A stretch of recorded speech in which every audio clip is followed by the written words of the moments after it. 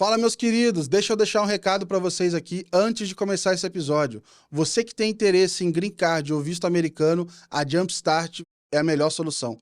Você precisa conhecer porque é a primeira legal tech fundada por brasileiros que usa bastante inteligência artificial, paralegais e advogados americanos para revisar todo o seu processo no mínimo detalhe para garantir a sua aprovação.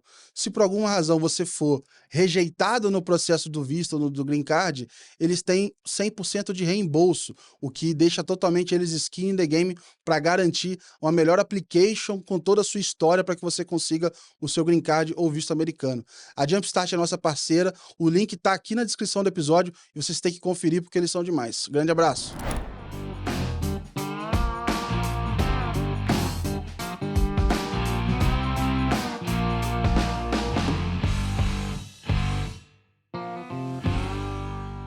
Fala pessoal, sejam muito bem-vindos. Esse é mais um episódio do Let's Money Podcast, seu podcast favorito para falar dos bastidores da indústria financeira do Brasil.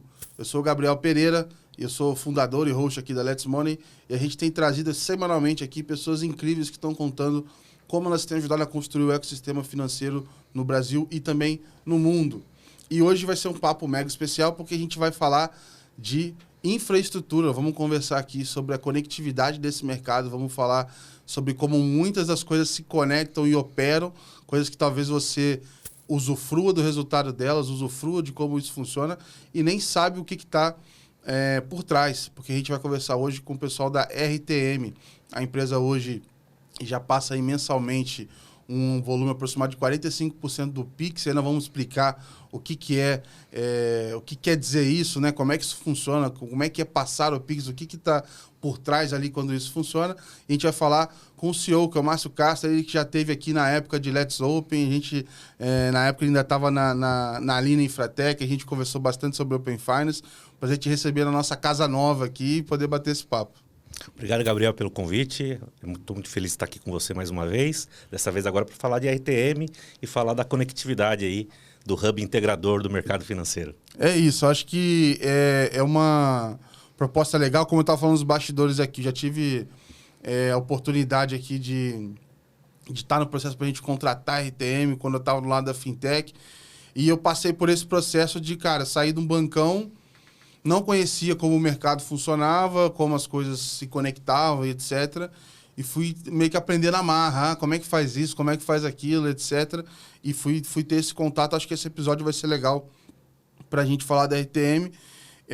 Você vai completar agora quase 2 anos ali como CEO. Eu queria que a gente pudesse primeiro... como é que você explica para o pessoal o que é a RTM, né?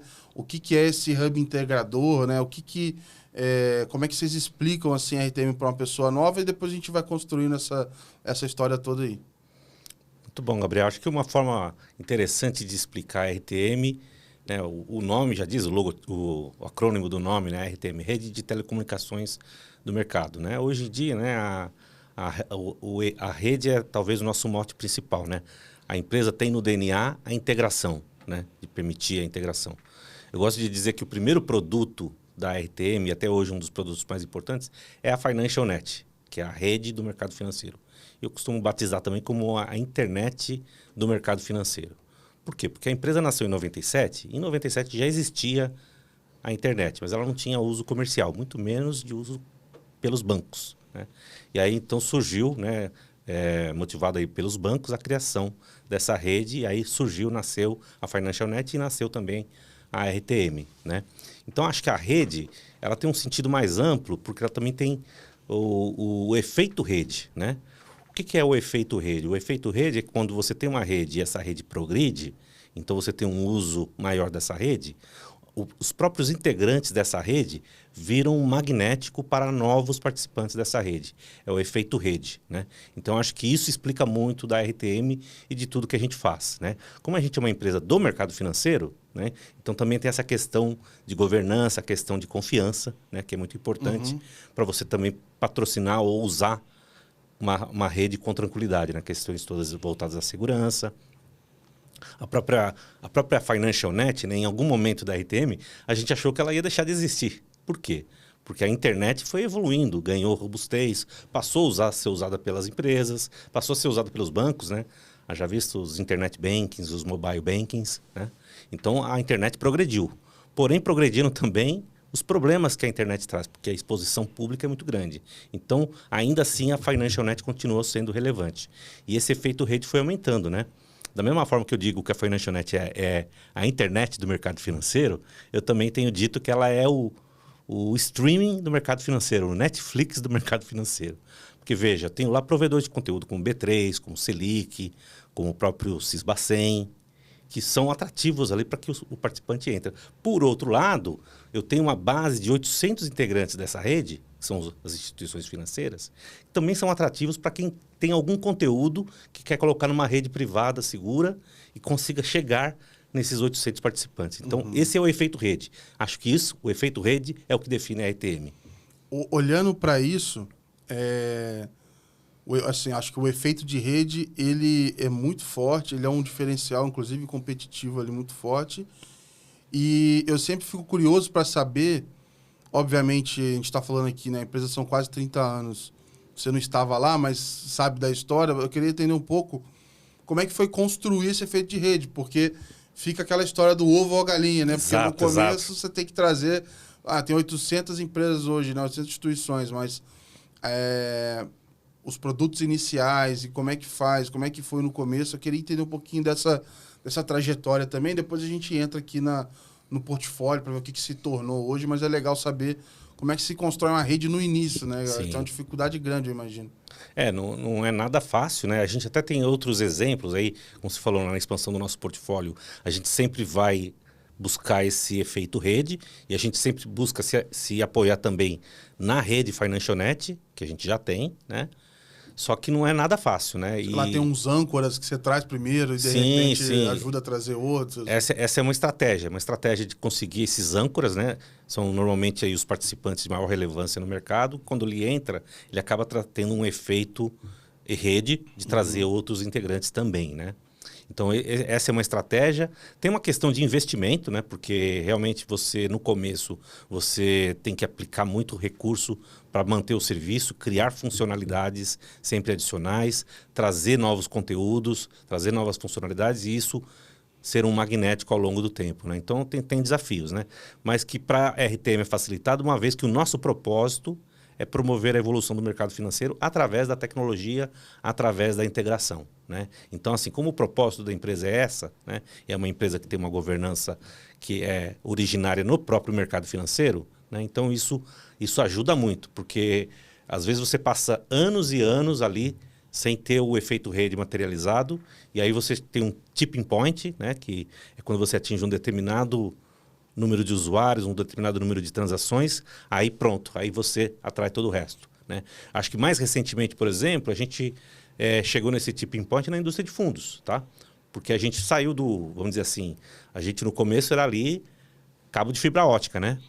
Ligar por rede, né? E continua sendo relevante para nós, tá? A gente evoluiu para a cloud privada, da RTM, vários outros serviços de infraestrutura, mas fomos para o software, para as plataformas digitais, para o software como serviço, sempre com DNA de integração. E a gente fez isso para a indústria de fundos, né? A gente começou com o Hub Fundos, isso há uns 4, 5 anos atrás, né? Pouquíssima participação, até que tinha um problema muito grave na indústria de fundos, que era a portabilidade de cotistas, né?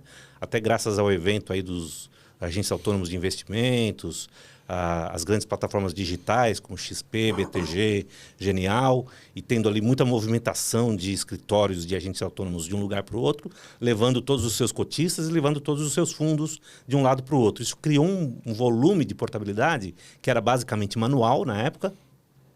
E aí no Hub Fundos a gente construiu o sistema de portabilidade. E aí no caso do Hub Fundos foi a sacada. A gente achou um problema grave que a indústria estava sofrendo, criamos uma solução que precisava de um terceiro neutro de confiança de tecnologia para manusear toda essa troca de informações referentes aos cotistas dos fundos. E a plataforma funciona até hoje de uma maneira muito boa e realmente se tornou a solução do mercado, né? E aí foi o tipping point, porque aí todo mundo, para resolver o problema da portabilidade, aderiu à plataforma, né?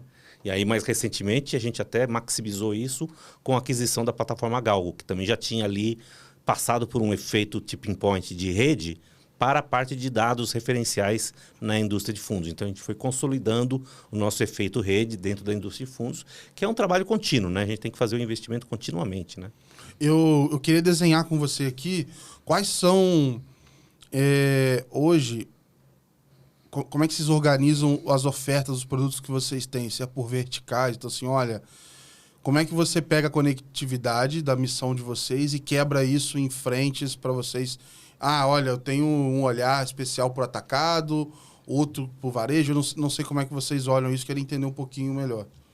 Não, tá ótimo, Gabriel. A gente é focado no atacado, né? No atacado do mercado financeiro. Então, a gente é uma empresa B2B financeira, né? Então, a gente não aborda as questões relacionadas ali à pessoa física, né?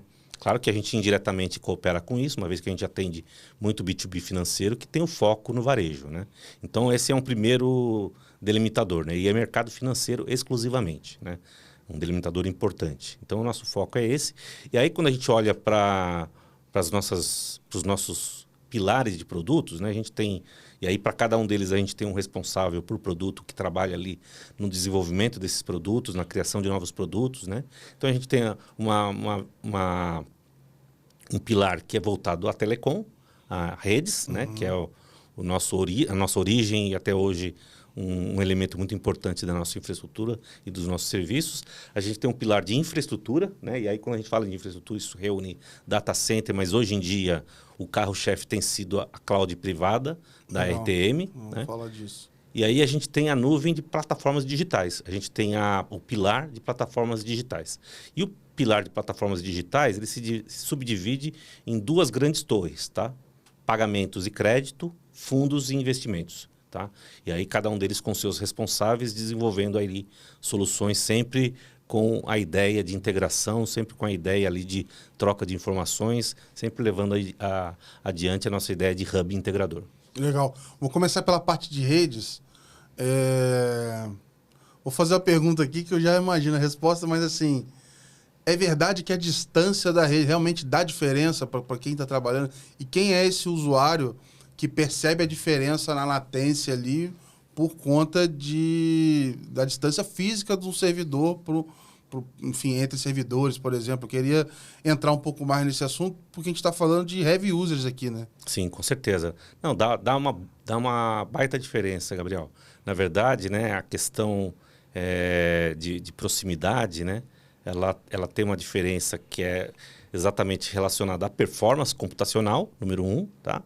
Mas tem uma outra que talvez até seja mais importante, que é a diminuição de risco, né? Então, se você conseguir, dentro de um espaço de um mesmo data center, chegar no ente com o qual você precisa ter a integração, você reduz risco, né? Porque se você tiver que fazer essa comunicação por uma fibra que vai passar terrestre ou aérea para chegar no seu destino, o seu risco aumenta bastante, porque você sempre pode ter ali uma obra que vai romper a fibra, você pode ter alguma intercorrência, e isso aumenta o seu risco, que vai diminuir a sua disponibilidade, né? Então, latência e disponibilidade são as peças-chave, né?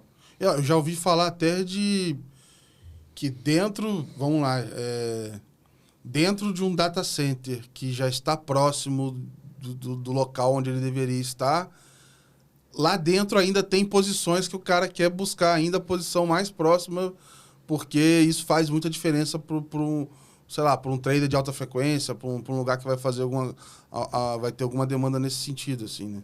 Faz diferença, sim. Faz diferença, e isso é uma das vantagens, inclusive, da nossa infraestrutura, né? Nossa infraestrutura tem proximidade com a B3, né? Por motivos históricos e depois motivos que foram preservados através da engenharia dos nossos data centers, né? Então, isso é um elemento importante para o mercado de capitais, tá? Só que a gente nota que também o mercado financeiro, de uma maneira geral, tem sido cada vez mais também beneficiado por isso, né? Então, veja, a RTM é provedora de duas redes bastante importantes, né? A Financial Net, que é a rede que inaugurou a RTM, né, em 1997, mas somos provedores do SPB também, né? Nós e a Telmex, são dois provedores, tá? Então, a proximidade com essas redes, né, ser provedor dessas redes faz com que o cliente que use a nossa nuvem privada, ou que use o nosso data center, ou até mesmo que seja um cliente da Financial Net, mas que também se beneficie do SPB, Então, ele tem a proximidade com essas redes. A proximidade com essas redes traz vantagem. Mitigação de risco e latência. E aí, a latência, né, é uma coisa assim que a gente vê que certos negócios dentro do mercado financeiro, fora de negociação, trading é ao concurso, não tem como, é uma briga pelo microsegundo, né? Então, essa briga continua e vai sempre existir, né? Por outro lado, o próprio mercado financeiro ele é carente de velocidade, em virtude da experiência do usuário, da escalabilidade do negócio, desse nosso cliente B2B. E aí, nesse sentido, eu gosto de usar o exemplo do Pix, né? O Pix ele tem uma volumetria e uma escala gigante. E ele atende negócios que são sensíveis à latência, né? Eu já vi instituições, inclusive, falando com motivo de orgulho, assim, olha, o nosso Pix é o mais rápido do Brasil. Exato, já vi coisas nessa linha. Assim. Isso faz diferença na experiência do cliente que está comprando na ponta, faz diferença no que você consegue fazer de escala. E tem certos negócios que a velocidade é inerente, né? Tem muita gente usando o fluxo do Pix, seja ITP do Open Finance, seja o Pix direto, como cash-in para investimentos, por exemplo. Tá? E aí o que acontece? Aí de novo liga com o investimento, que também é sensível à velocidade. Então a velocidade do Pix é importante. E tem coisas assim mais recentes, né? Como o advento aí, que é um aspecto global, né? Que é o advento das bets, né? Então na bet, que é alimentada ali pelo Pix para realizar a aposta, de novo, a aposta é uma coisa de velocidade, né? E tem que acontecer rápido para conseguir completar a transação, que é a aposta, né? E aí é feita no Pix. Inclusive, né, eu trabalhei muito tempo com trading, né? Trabalhei por 15 anos na B3, né? Então, o trading ali, por muitos anos, foi meu dia a dia, né? E a gente trabalhava ali com alta frequência de negociação e tinha uma coisa que era curiosa que acontecia e que eu via acontecer na negociação, que era o drift do relógio, né? A máquina estava processando uma velocidade tão grande que o relógio começava a atrasar. E aí dava diferença no timestamp e dava um maior problema. Na minha experiência, eu tinha visto isso só no mundo de trading, tá? E recentemente eu vi isso acontecer no mundo de Pix. Caramba, cara. No mundo do Pix, entendeu? Começou a ter pelo volume que está tendo... batendo recorde atrás de recorde de transações. Acho que na Black Friday agora também teve números. Exatamente, foi recorde de novo. Porque coincidiu, inclusive, a Black Friday com pagamento do 13º, né? Então, aí foi tudo uma vez só. Mas assim, é interessante ver o Pix, né? O Pix ele continua ali muito resiliente e em estado crescente, né? Interessante ver o sucesso que foi o Pix, né? E a gente vê assim, como que dos três elementos ali do Banco Central, né? O Pix, o Open Finance e o Drex, como que o Pix segue sempre surpreendendo, né? E o Open Finance também crescendo, mas em ritmos diferentes, né? Os três, né? Em ritmos decrescentes, por assim dizer, né? O Pix continua ali, velocidade máxima, o Open Finance continua crescendo num ritmo mais lento, e o Drex ali, que está agora em um processo aí de pivotar e de rever, mas que também eu acredito muito que até por também ser um efeito, um assunto global, né? Que é as moedas soberanas digitais. Então, eu acredito também que vai ter sequência. Legal. Queria te perguntar, o que quer dizer e o que é possível fazer, né? Estar conectado no Financial Net, por exemplo, e o que na prática, assim, o que eu posso fazer nessa rede do que eu não poderia fora? Por que eu procuro ela para resolver alguma dor que eu tenho, eu sendo uma empresa do mercado financeiro? Olha, tem inúmeras vantagens, né? Primeiro que você é uma rede privada, né? Então, se você tem interesse num link privado, uma comunicação privada, que você não fique exposto ao público, a Financial Net é uma ótima alternativa. Segurança já é um grande ponto aqui. Segurança é um ponto, né? Um outro ponto também tem um aspecto aqui de compartilhamento de recursos e redução de custos, por assim dizer, né? Eu tive a oportunidade recentemente de estar num evento, em uma associação, que reunia várias instituições financeiras de grande porte, né? E eu soltei uma provocação, né? Veja só, quantos de vocês aqui têm links privados uns com os outros, tá? E aí, muitos ficaram tímidos em responder, mas eu tenho certeza ali que praticamente todos tinham essa comunicação one-on-one, tá? Eu falei, vocês estão desperdiçando a Financial Net. Por quê? Por coincidência, todos que estavam ali estão na Financial Net. Quando você tem esse efeito, né, e a Financial Net permite isso, então você, sei lá, vou dar um exemplo aqui, você é Goldman e eu sou XP, tá? Você está na Financial Net, eu também. Se eu precisar ter um link privado entre Goldman e XP, eu não preciso contratar um novo link. eu falo com a RTM e peço uma configuração que é feita de um dia para a noite, tá? E aí eu vou conectar Goldman com XP. Agora, essa conexão direta, igual nesse exemplo aqui, ela é feita para... Por quais razões eles fazem essa conexão? O que geralmente... Qual é o caso de uso que eles têm? Enfim, é troca de informação? Porque eu sei que, enfim, tem toda essa questão... vou dar um exemplo aqui de tesouraria, ou de, enfim, Sim. o que se comunica entre as instituições num link privado desse? Muitas coisas, né? Por exemplo, imagine uma instituição financeira que trabalha mais com institucional, tá? E uma que trabalhe com varejo. Corretoras, tá? Uma corretora institucional e uma corretora de varejo. E a corretora institucional quer fazer um negócio grande, tá? Só que se ela fizer diretamente, ela vai aparecer no mercado e todo mundo vai saber que ela está fazendo aquele negócio, né? Se ela quiser fazer esse negócio por uma corretora de varejo, tá? Quando o público olhar, fala assim, esse é movimento do varejo, não vai dar tanta importância. Sim, sim. Um exemplo hipotético, mas existem inúmeros outros, tá, Gabriel? Tá. Então, o que eu faço? Eu posso fazer uma conexão privada, eu vou passar meu fluxo pela corretora de varejo. Legal. Entendeu? Com isso, mas veja só, eu quero passar isso, eu posso usar a internet? Posso, mas ela tem a internet ela traz alguns desafios, né? Mesmo que você contrate banda definida, a banda ela não é garantida, né? Então você pode ter variações de latência por estrangulamento de banda. O segundo aspecto da internet é que, por mais que você coloque ali os elementos de segurança, o que vai acontecer é que você sempre vai estar exposto ao público, né? E os atacantes cibernéticos, eles vão continuar tentando, eles têm tempo, eles têm recursos, eles vão continuar procurando até o momento que eles acham. Quando você sai desse público e vai para o privado, você está longe dessa exposição. Então você aumenta significativamente a segurança, porque você diminui a superfície de ataque. Tá? Legal. Então, então, se essa instituição quer trocar informação com essa, num ambiente onde ela tenha certeza da disponibilidade, da latência e também da segurança, ela vai preferir um link privado. Legal. Então, esse é o caso de uso. Uma coisa que, assim, às vezes é criticada, né, é a questão do preço, né?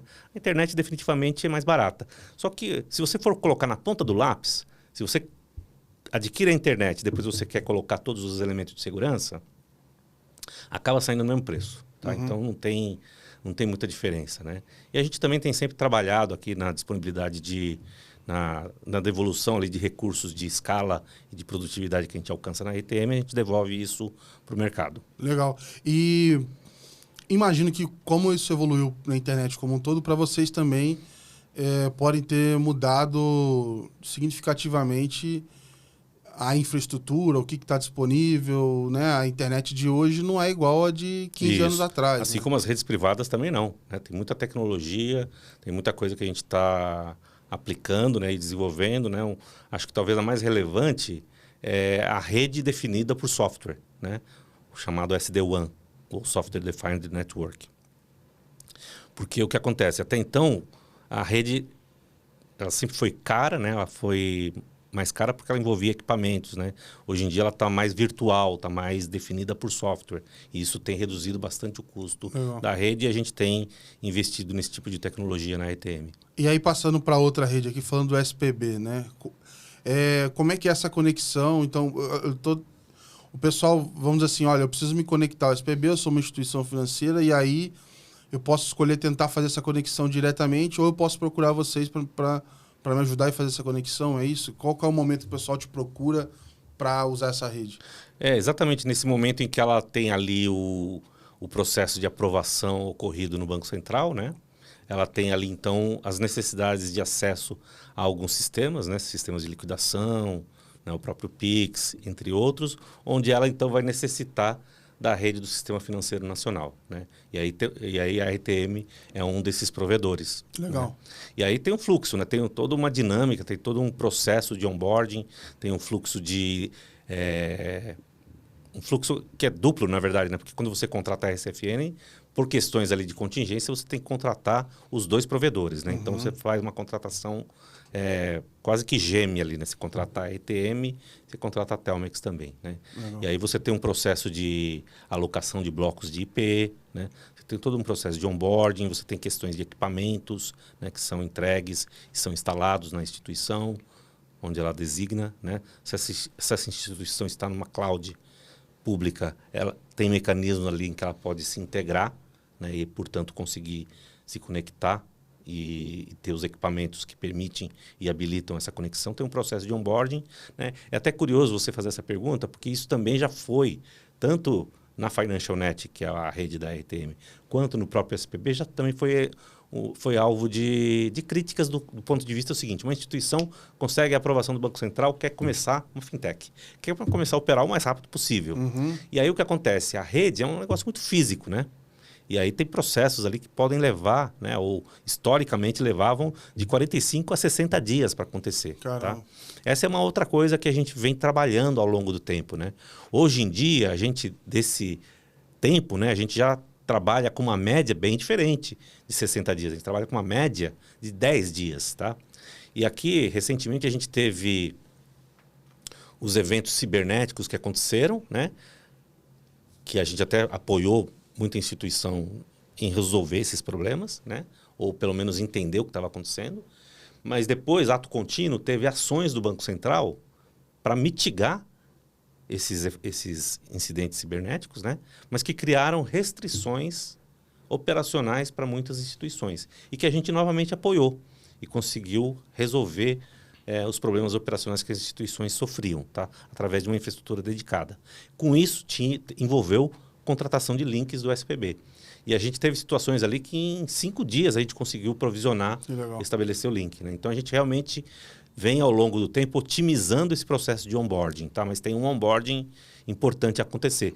A gente também, Gabriel, a gente faz um papel muito de educação técnica da instituição que nos procura para poder fazer essa conexão, entendeu? Então a gente... São 30 anos, né, de existência da empresa. Então, a nossa base de conhecimentos, os nossos especialistas, eles orientam nesse passo a passo. Né? O fluxo, por exemplo, também, né, do SPB em específico, envolve também a gerência integrada de segundo nível, que também tem um papel no onboarding e tem um papel na gestão da rede de uma maneira geral. E a gente apoia o cliente em toda essa jornada. Hoje, depois a gente vai falar ainda de cloud, vamos entrar nas outras frentes também.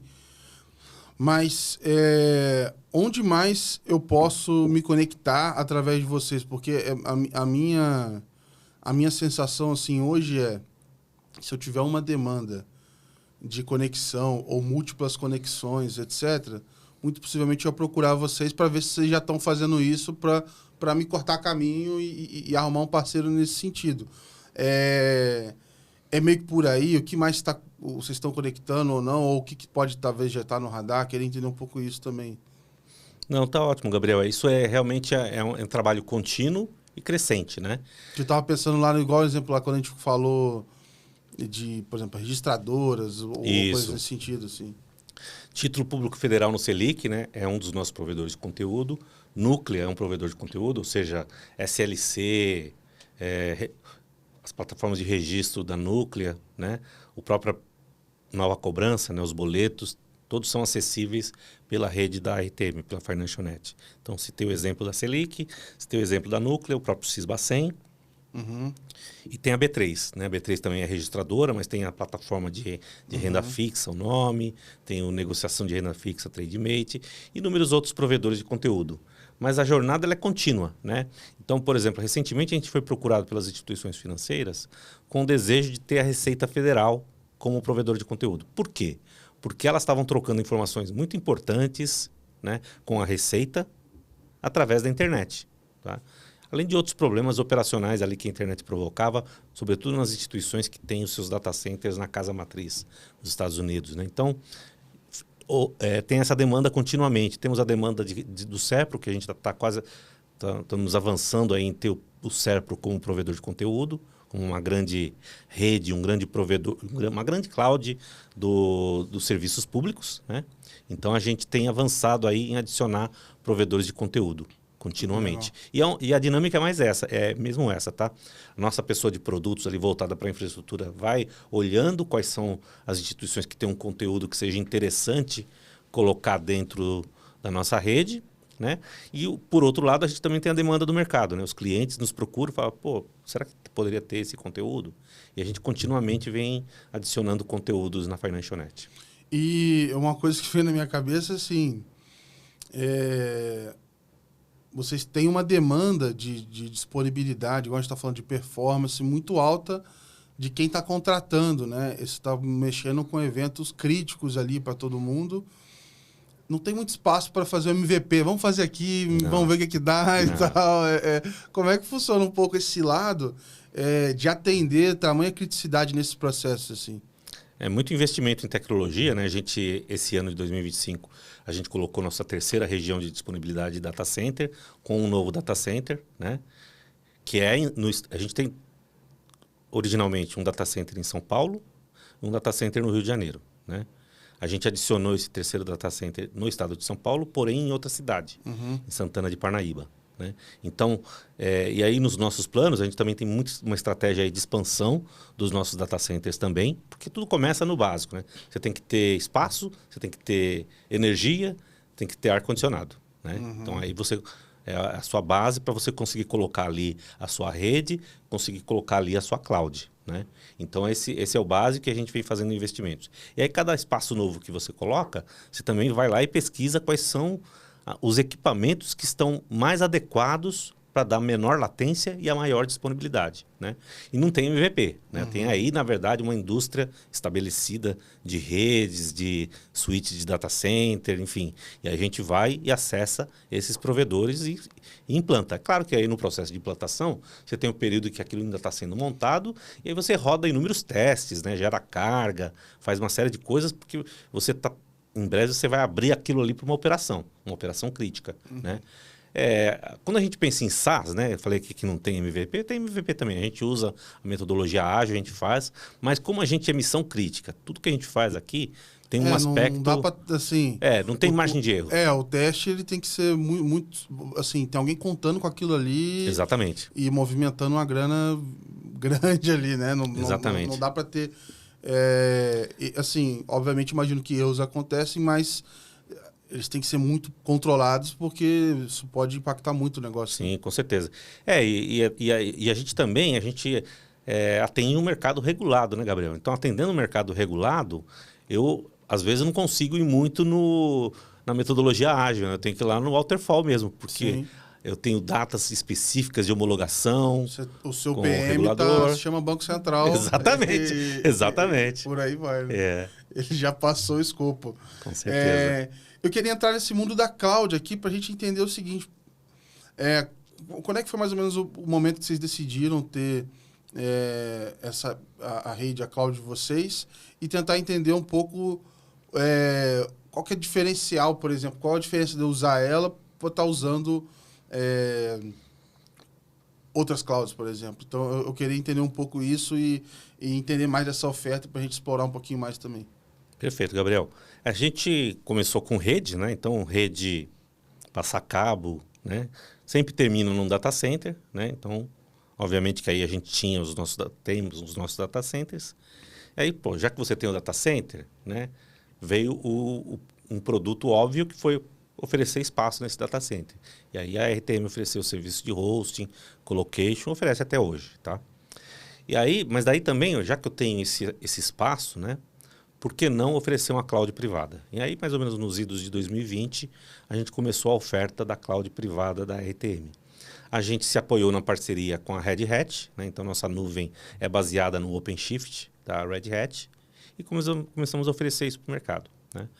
E aí, quais são os diferenciais? Primeiro eu começo dizendo qual que é o diferencial de uma nuvem privada versus uma nuvem pública. E aí não se encaixa só a RTM, né? T-Systems tem uma nuvem privada, entre vários outros. A Retivity tem uma nuvem privada. A nuvem privada, diferentemente da nuvem pública, ela não cobra o tráfego, né? A nuvem pública, via de regra, ela cobra pelo tráfego que sobe para a nuvem e cobra pelo tráfego que desce da nuvem. Normalmente um pouquinho mais pelo download. E aí, claro, né, todo dado que sobe, ele sobe uma vez e ele desce milhares de vezes, né? Então, isso tem um custo que ao longo do tempo vai perturbando, né? Então, de cara, a nuvem privada, ela concorre em preço com a nuvem pública, tá? Então, esse é um primeiro aspecto financeiro, né? Mas tem um aspecto também que as nuvens privadas, elas costumam ter um certo nicho de atuação, tá? E no caso da RTM, o nicho de atuação é o mercado financeiro, porque é o nosso público, né? E aí, quando você tem esse nicho, né, o que significa? Significa os serviços atrelados e o conhecimento atrelado, né? Então, quando você trabalha com a nuvem da RTM, você está com um grupo de pessoas que conhece o Pix, que conhece o SPB, que conhece o SLC, que conhece Selic, conhece Título Público Federal, enfim, conhece esse ambiente e, portanto, você tem apoio nisso.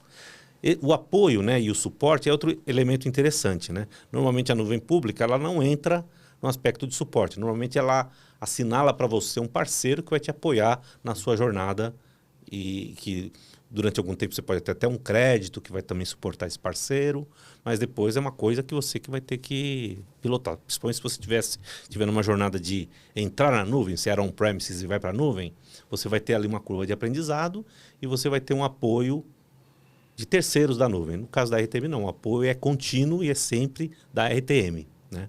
Então a gente apoia o cliente em toda essa jornada. Então a questão do serviço e do nicho, do conhecimento do nicho é fundamental. E eu adiciono um outro elemento que também é uma vantagem do nosso produto, que é a proximidade, né? Eu tenho a proximidade com a FinancialNet, eu tenho a proximidade com o SPB e eu tenho a proximidade com a Bolsa. Então, com isso, eu trago os elementos de latência, menor latência, e eu tenho os elementos de menor risco, porque a proximidade diminui o risco e, portanto, aumenta a disponibilidade. Legal, legal. E isso acho que, como você falou, né, muitos players estão buscando evitar esse risco, e aí a gente tem vários exemplos recentes aí também de como que a dependência de alguns serviços aí quando você vê, cai todo mundo ao mesmo tempo. É verdade, é verdade. Tem algumas coisas que... Isso, é a ideia de você não depositar todos os ovos numa única cesta, né? Então, assim, essa discussão ficou muito... você falou dos dois... Teve dois eventos recentes, né? Teve a região de Virgínia, lá da AWS, e o da depois o Cloudflare, que teve dois... Cloudflare, acho que teve outro essa semana. Teve outro essa semana, exatamente. Realmente, quando você desenha a sua infraestrutura, né, você tem que tomar todo um cuidado ali para você ter rotas alternativas, não ficar dependente de uma certa infraestrutura, né? Eu sempre lamento quando tem essas indisponibilidades, né? E acho que todos devem lamentar, porque a tecnologia ela tem ganhado tamanho, escala, uso e complexidade, né? Então, gerir infraestrutura tecnológica é sempre um desafio enorme. Alguma coisa pode dar errado em algum momento, né? Eu fico com a impressão, olhando de fora, que quando cai todo mundo, aí não é problema de ninguém, sabe? Aí cai todo mundo. Não pode cair só o meu, né? Aí vai ficar feio na foto. Exatamente. Vai todo mundo e de repente... Dá aquela aliviada, né? Fala assim, pô, é ruim, mas vamos resolver, assim. É um problema para todos. E se for um grande, inclusive, né? Olha, pô, esse gigante tá fora. Se ele tá fora, eu falo, cara, imagina aí, o que vai acontecer comigo aqui? Eu queria explorar agora o terceiro ponto que você falou, a parte de software, né? Ainda seguindo essa linha de conexões. E entender se essa é uma frente nova e já conectar isso com a sua chegada. Assim. Como é que foi um pouco desse mandato, vamos dizer assim? O que você tinha como missão ali quando você vem? E se essa frente ela já estava embutida ou se ela estava no início, entender um pouquinho desse desenvolvimento também. Muito bom, Gabriel. Eu cheguei na RTM em 2024, né?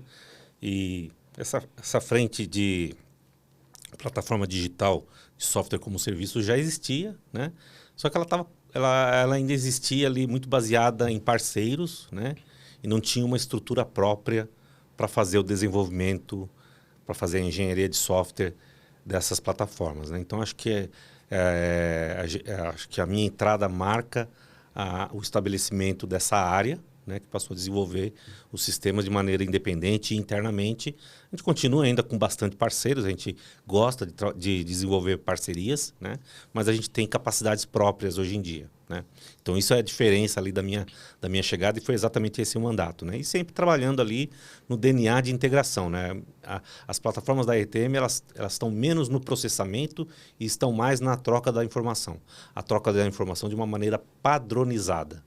E sempre quando faz sentido com esse efeito rede, né? Então, as nossas plataformas de pagamentos, crédito, fundos e investimentos, elas têm isso, né? Adoro usar o exemplo de fundos, né? O fundos, a indústria de fundos ela tem 4 participantes principais. O gestor do fundo, o distribuidor do fundo, o administrador do fundo e o custodiante do fundo. Em tese, todos esses 4 precisam ter a mesma informação ao mesmo tempo. Tá? Então, veja o desafio, né? Então, a plataforma digital da RTM, ela basicamente você comunica, você tem essa informação fluindo pela plataforma de fundo da RTM e a plataforma de fundo da RTM garante que todos os 4 principais players vão ter a mesma informação ao mesmo tempo, inclusive na mudança e transição de status. Né? Então, isso é fundamental. Isso habilita a digitalização completa da indústria de fundos. Né? Então, e como é que você faz isso? Com padronização. Não dá para fazer também uma tecnologia que você vai ter ali uma torre de Babel para trocar informação e cada um fala de um jeito. Você tem que fomentar e estimular a padronização. Né? Então, é outra coisa, outra bandeira que a gente leva nessas plataformas digitais que a gente desenvolve, que é a questão de padronização. E com tantos clientes, instituições aí que vocês estão atendendo e demandas diferentes, como é que vocês fazem para priorizar, eventualmente, roadmap de vocês? O que, assim, olha, aqui tem um volume legal que vale a pena a gente criar um padrão ou não? Isso aqui é uma demanda específica desse cliente. Pode até ser, entra com uma customização. Como é que vocês definem o que vira padrão? E, eventualmente, tem um cara que quer muito uma adaptação para ele, e aí, será que vale a pena fazer ou não? Eu queria entender um pouco esse lado também de produto, assim, como é que vocês pensam, sabe? É uma ótima pergunta, eu diria que não é um desafio só nosso, né? Acho que toda empresa de tecnologia, todo departamento de tecnologia de qualquer instituição, ou até mesmo produtos de tecnologia, né? Tem sempre esse mesmo desafio, né? Eu costumo dizer, né? A gente morre afogado, mas não morre de sede, né? Sempre tem mais coisas para fazer do que você tem recursos para desenvolver, né? Então, realmente a priorização é fundamental, né? Então, a gente usa múltiplas metodologias para avaliar e fazer a priorização, né? Mas muito contato com o mercado, né? Buscar também aconselhamento com o nosso conselho, né? E ter o apoio deles nesse direcional, né? Mas é realmente assim, o peso do mercado é grande, tá?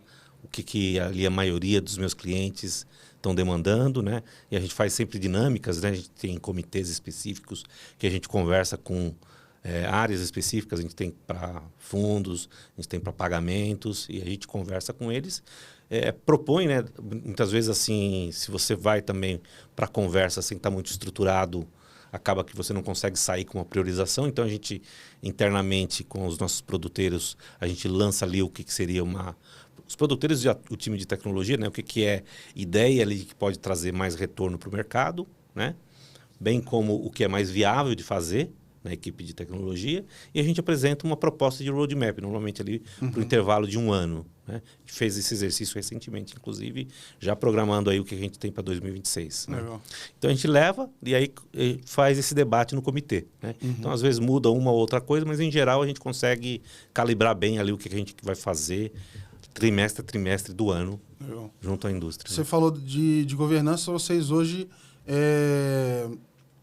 Na governança tem a Ambima e a B3, certo? Ambima e B3, exatamente. E por isso que eu digo sempre, né? A gente é do mercado financeiro. Sim, né? sim. Em última análise, né? Eu queria te perguntar, na verdade, agora, falando de conexão aqui também, vocês também têm ofertas do Open Finance, do Pix, queria entender um pouquinho mais. A gente falou aqui na abertura aqui do volume, né, de Pix que passam por vocês ali mensalmente, para a gente explicar um pouco o que são essas ofertas, o que a gente quer dizer quando a gente fala ali do Pix passar por vocês. Sim.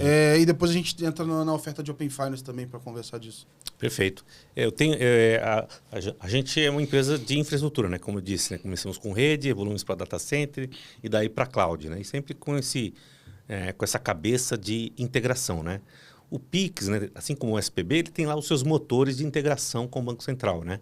Então, assim, o nosso papel é esse, né? Então, a gente tem ali o provimento da nossa cloud para motores de Pix das instituições, né, que elas instalam e usam a nossa cloud para isso. Além, claro, a própria rede que também trafega Pix. Né? Então, e no Open Finance não é muito diferente. Tá? A gente também tem soluções ali, né, para poder fazer o regulatório do Pix, seja regulatório de fase 2, que é para as instituições maiores, né? Seja regulatório de fase 3, né? E tem o lado também de consumo de dados, né? Enquanto plataforma tecnológica.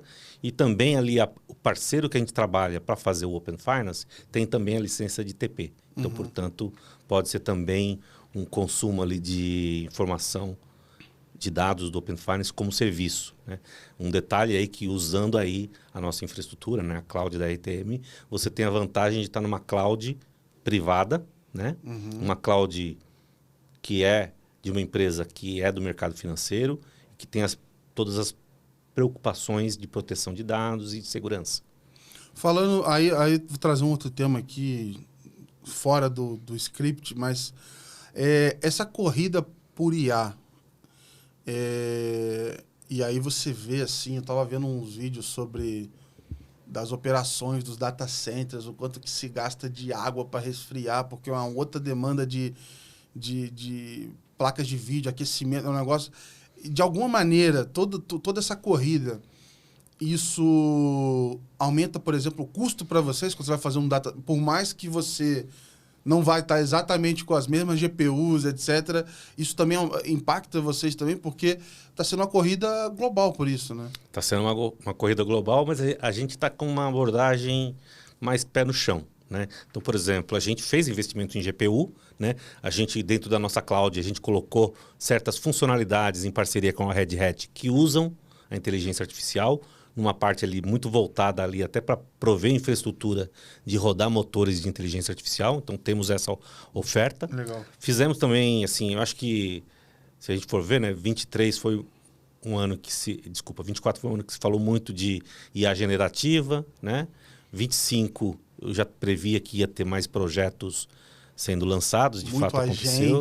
Muitos agentes, etc. Eu vejo muitos projetos de eficiência no back-office. Agora está aparecendo mais com o consumidor final, mas muitos no back-office para ganho de produtividade. Não, com certeza. Acho que tem, e acho que 2026 vai seguir essa sequência, mas com uma coisa mais pé no chão, né?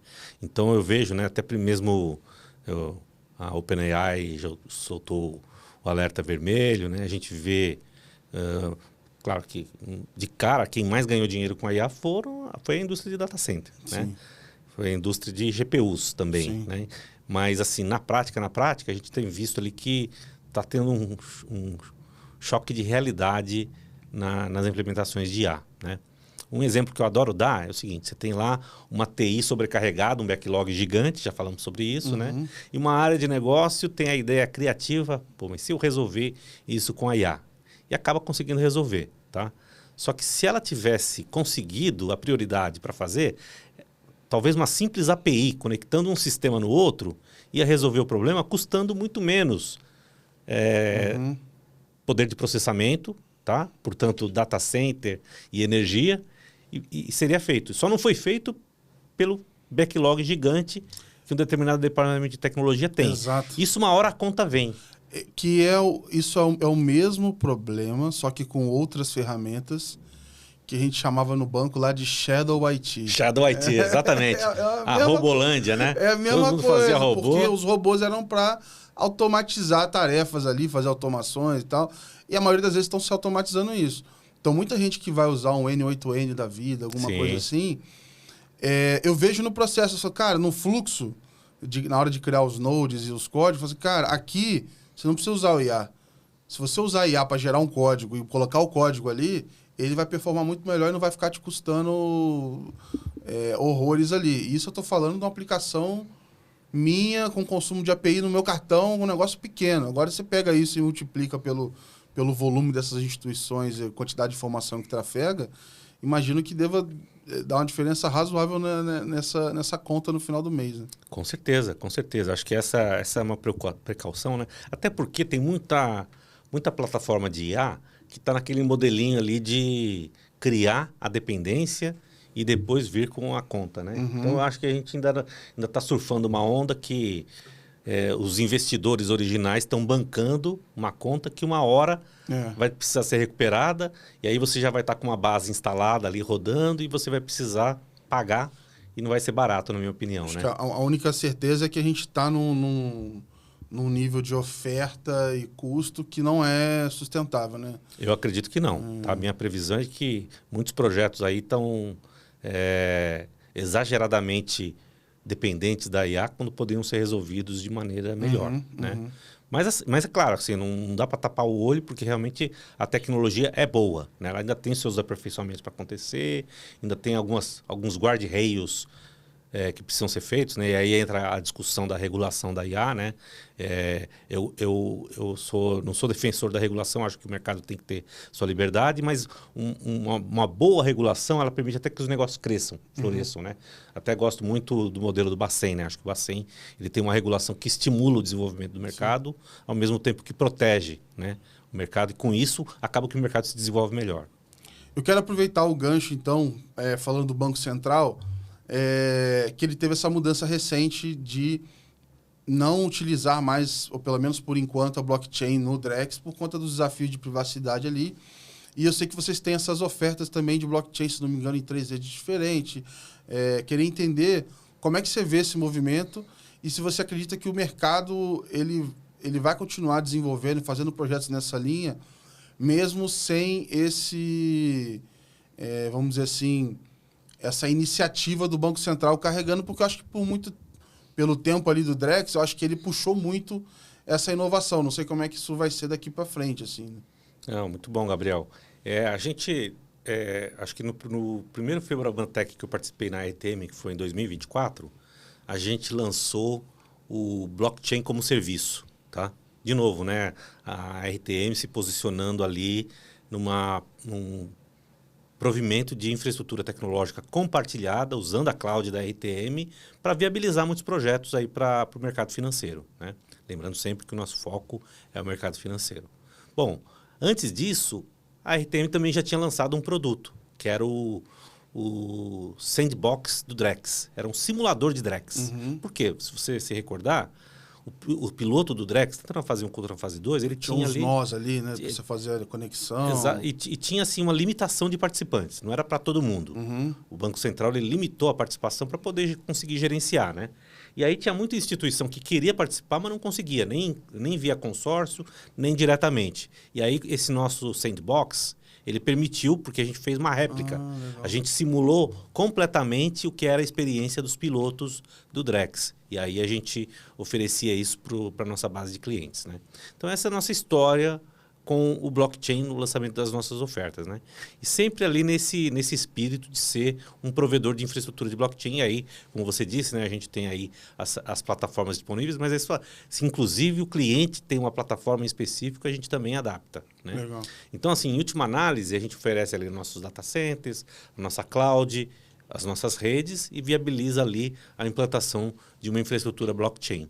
Você pergunta aí do Drex, né? Realmente, quando o Banco Central lançou o Drex, ele despertou na cabeça de todo mundo uma possibilidade da liquidação ser atrelada, a liquidação atômica, né? Dentro de projetos de tokenização. Ele disparou ali vários projetos, falou, pô, agora então a hora que o Drex entrar em produção, meu projeto fica completo, né? Eu não tenho mais a parte da liquidação que eu tenho que fazer off-chain. Eu vou poder integrar direto, né? Então isso habilitou vários projetos de tokenização, tá? Quando ele teve essa mudança de rumo, automaticamente isso criou uma frustração. Tá? É inegável que criou essa frustração. Mas o mercado ele tem procurado aí reagir. Tá? Então, por exemplo, eu já vejo muita gente procurando substituir o que seria a liquidação atômica feita com Drex para ser feito com stablecoin. Tá? Então, a gente vê aí um ânimo novo para esses projetos de tokenização através do stablecoin. Ou tem até outras ideias igualmente criativas. Né? Por exemplo, fazer a liquidação através do Pix, né? Porque se você for parar para pensar, o Pix funciona, é rápido, 24/7, né? E vai me permitir fazer, então, a liquidação atômica da tokenização de um ativo que eu vou poder fazer 24/7, né? Então, assim, a gente vê essa criatividade proliferando nesse sentido, né? Então, desta maneira, né, nossa oferta ela tem continua atraindo interesse a despeito ali do que foi a mudança de estratégia, que eu imagino que seja momentânea, do Drex em relação ao blockchain. Legal. Para a gente fechar aqui, Márcio, eu queria te perguntar, de tudo que a gente conversou, como é que você vê o futuro da conectividade, assim? A gente fala, por um lado, né, tem a questão de custo, mas a gente vê que os MCPs aí, tem IA facilitando muito você ler API e se integrar. Eu acho que, e aí eu olhando para daqui a 5, 10 anos, me parece que realmente se integrar vai ficar cada vez mais... Vão remover mais fricções, né? Com acho certeza. que elas vão ser removidas. E eu queria ver um pouco de você que está dentro disso, está olhando para isso. Como é que você vê o futuro da conectividade, para onde que a gente está indo, assim? Gabriel, eu acho que a conectividade, né, ela é muito parecida com a própria infraestrutura de data center, né? Ela é tão basal que ela vai ser necessária para absolutamente tudo, né? Então, eu acredito que o crescimento da IA, a evolução dessa tecnologia, ela vai continuar demandando muito data center, muita energia, mas vai também continuar demandando muita conectividade, né? E aí a gente tem que continuar trabalhando para desenvolver soluções que sejam mais acessíveis, mas principalmente que sejam mais estáveis e seguras, né? Porque não adianta você ter uma experiência riquíssima proporcionada ali por uma solução que utiliza inteligência artificial, mas se na ponta ali você tiver uma indisponibilidade ou tiver uma lentidão, né? Então, acho que a questão da infraestrutura, ela sempre é ultra importante para tudo que os demais aspectos da tecnologia produzam de evolução. Boa, muito obrigado. Queria te agradecer pelo tempo aqui mais uma vez, foi muito bom te receber. Acho que a gente vai ter histórias legais aí para continuar a conversa. De repente a gente traz um cliente aí para conversar de algum case, de alguma coisa. E, de novo, obrigado pela participação aí, Márcio. Obrigado a você, Gabriel. Foi muito bom te rever. Mais uma vez, parabéns pelo seu espaço aqui. Tá muito legal. E foi uma felicidade imensa aqui participar com você. Conte com a gente, conte com a RTM. E vamos fazer essa dinâmica aí. Vamos trazer algum cliente da RTM aqui para a gente fazer um debate. Boa. Vai ser bom demais. E eu quero deixar o meu recado final, você da nossa audiência. Obrigado por nos acompanhar. E fica aquela mensagem que vocês já sabem. Follow the money. Entre no nosso portal, letsmoney.com.br. Lá você vai encontrar notícias do Brasil e do mundo. E vai ter uma matéria especial deste episódio e de todos os outros episódios que a gente grava aqui. Então, se você por alguma razão não deu para acompanhar, não deu para ouvir tudo, lá você consegue ficar atualizado e também compartilhar com outras pessoas, assinar nossa newsletter e se manter sempre atualizado de tudo que acontece no ecossistema financeiro no Brasil e no mundo. Muito obrigado por nos acompanhar. A gente se vê no próximo episódio. Grande abraço. Valeu. Tchau, tchau.